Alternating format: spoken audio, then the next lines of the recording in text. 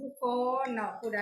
ไปเรียกนักมาพักผ่อนบ่เพียงพอส่งลงเซ็งเลงอันนี้บ่แม่นรอบเช้าเลยตอนรอบเช้าแม่ไม้กินเทื่อนึงได้เด้ออันนี้รอบแรงเนาะไปเรียกมาเมื่อยแล้วบ่ได้ออกกำลังกายนักตัวแม่ไม้มากินรอบแรงนี่ไม้คอฟฟี่ทุกคนเฮ็ดเรียกหนักเมื่อยเหนื่อยเนาะบำรุงสมองด้วยตีนชามือชาบำรุงสายตาปวดคอแข้งคอเข่าทุกคนเอาไปกินบำรุงสมองบำรุงตับบำรุงหัวใจพร้อมเด้อผู้ใดที่ว่าเมื่อยพักผ่อนบ่เพียงพออยู่เอาไปกินได้เลยนี่ เพราะว่าตอนใดนี่ปกติเฮากินกาแฟมื้อหนึ่งสองสามซองนี่เฮาจะ